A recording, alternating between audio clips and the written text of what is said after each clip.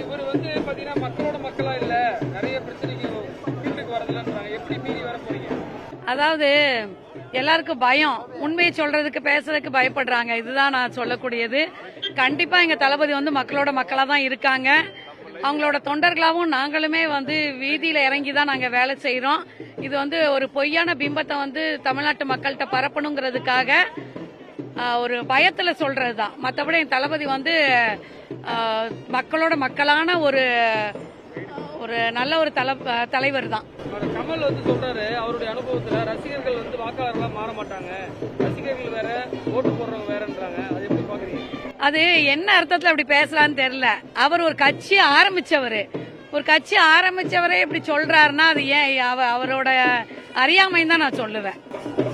ஏன்னா இப்ப இவ்வளவு பெரிய திராவிட கட்சிகள் நல்லா வேரூன்றி இருக்காங்க, அவங்க மீறி நீங்க எப்படி வர போறீங்க? அது வந்து எல்லாரும் நீங்க சொல்ற வந்து 50 வருஷம் 70 வருஷமா இருக்காங்க. அவங்க வந்து அரசியல் தெரிஞ்சவங்க, அரசியல் நுணுக்கத்துல வந்து என்ன மாதிரிலாம் ஒரு கோல்மால் பண்ணி வரணும், போர்ஜரி பண்ணி வரணுங்கிறது தான் அவங்களோட எண்ணம். ஆனா நாங்க அப்படி இல்லை, நாங்க உண்மையான அரசியல் பண்றோம். அவங்க பண்றது வந்து பதவிக்கான அரசியல். நாங்க அப்படி கிடையாது. தலைவர் அப்படி, எங்க தளபதி அப்படி கிடையாது. மக்களுக்கான அரசியலை வந்து அவர் முன்னெடுத்து நடத்தி கொண்டு வராரு. அதனால கண்டிப்பா வந்து இது உண்மையான அரசியல். நாங்க வந்து வெற்றி பெறுவோம். மற்ற திராவிட கட்சிகளை வந்து கண்டிப்பா வந்து மக்கள் வந்து எதிர்க்க ஆரம்பிச்சிட்டாங்க. கண்டிப்பா பண்ண முடியலன்றாங்க. விஜய் வந்து சாமானியர்களை வந்து போய் பார்க்க முடியாது, ஒரு கோட்டைக்குள்ள இருக்காருன்ற மாதிரி சொல்றாங்க. எப்படி அது வந்து, ஏன்னா மக்கள் பணின்னு வரும்போது இன்னும் அக்சஸ்ஃபுல்லா இருக்கணும்ல. அது நீங்க வந்து என்ன அர்த்தத்தை இதுல நீங்க சொல்ல வரீங்க? இறங்கி வேலை பாக்குறாங்க. ஒவ்வொரு எங்க ஒரு நமக்கு தேவையோ அந்த இடத்துல வந்து எங்க தளபதி வந்து இறங்கி வேலை செய்யறாங்க. ஒரு வியூகம் அமைச்சிட்டு இருக்காரு. அதுதான் நான் சொல்லுவேன். அமைதியா இருக்காங்க அப்படின்னா அது ஒரு வியூகம் அமைக்கிறாங்க. அது என்னைக்குமே ஒரு சீறி பாய்ஞ்சி வருவோம். அவர் அமைதியா இருக்காரு. ஆனா நாங்க எல்லாருமே வந்து எங்களுக்கான வேலைகள் பார்த்துட்டு தான் இருக்கோம். அனீஸ் பாத்திமா. ஃபீல்டுக்கே போறதில்ல, ரசிகர்கள் எல்லாம் வந்து ஓட்டு போட மாட்டாங்க அப்படின்னு ஒரு தகவல் இருக்கு. எப்படி பாக்குறீங்க?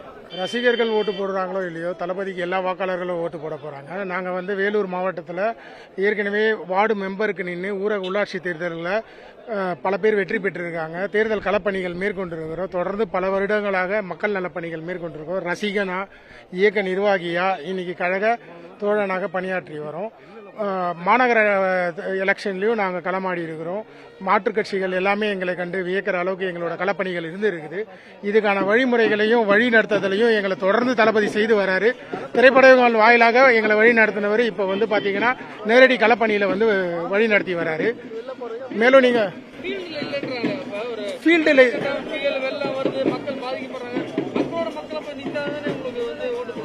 ஃபீல்டில் இல்லை நீங்க சொல்றீங்க. நீங்க எங்களோட செயல்பாடுகளை நீங்க உற்று நோக்குனீங்கன்னா தெரியும். தளபதியோட ஒரு உருவத்திற்கான அடையாளமா தான் 1.5 கோடி ரசிகர்களும் இறங்கி களப்பணி செஞ்சு வரோம். அவர் களத்துக்கு வர்றதுக்கு முன்னாடி நாங்க போய் நிக்கிறோம், எங்களோட பணிகள் செய்யறோம். எங்கள் மூலியமா எங்க தகவல்களை கேட்டு நாங்களாம் சந்திக்கிறோம். நாங்கள் சந்திச்சு இருக்கிறோம், அவரை நேரடியாக பார்த்து இருக்கிறோம், பேசி இருக்கிறோம். எங்களுக்கு அந்த வாய்ப்புகளை களப்பணிகள் தான் ஏற்படுத்தி கொடுத்து இருக்குது. களப்பணி நிலவரங்களை எங்கள் மூலியமா கேட்டு தெரிஞ்சுக்கிறாரு. எப்படி மக்களோட மனநிலை எப்படி இருக்கு, என்ன மாதிரி மாற்றங்களை எதிர்பார்க்கறாங்க, எல்லாமே எங்க கிட்ட களம் சம்பந்தமான விஷயங்களையும் களமாடி கொண்டு தான் இருக்கிறாரு. நீங்க சொல்ற மாதிரி நேரடி கள அரசியல்லையும் இப்ப வந்திருக்கிறாரு. உங்களுக்கு தெரியும், அவர் அறிக்கையில சொன்னது போல அடுத்தடுத்த படிகள் விட்டு நகர்ந்து வரும். இது 2ஆம் ஆண்டு துவக்க விழா. இனி நீங்க அவரை இதுக்கப்புறம் களத்துல பாத்துக்கிட்டே இருக்க போறீங்க. தொடர்ந்து நாங்களும் எதிர்பார்த்துக்கிட்டே இருக்கோம். தலைவரோட ஒவ்வொரு செயல்பாடுகளையும் நாங்க விரும்பி ரசிச்சு வரோம். நீங்க கேட்ட மாதிரி எப்படி அந்த 2 கட்சிகளுக்கு மாற்றா நீங்க வருவீங்கன்னு அவரை கேட்டீங்க. 2 கட்சிக்கு மட்டும் மாற்றம் இல்ல, ஒட்டுமொத்த அரசியல்வாதிகளுக்கும் மாற்றா ஒரு சிறந்த அரசியலை எப்படி முன்னெடுக்கணும்ன்றதுக்காக தான் அண்ணன் வராரு. அவருக்கு மக்கள் மத்தியில் நல்ல பெரிய ஆதரவு இருக்குது. அது நீங்க உற்று நோக்குனீங்கனாலே தெரியும். அடுத்த வருஷம் வரப்போற எலெக்ஷனுக்கு இன்னைக்கே களம் சூடு பிடிச்சிருக்குன்னா காரணம் தலைவரோட வருகை தான்.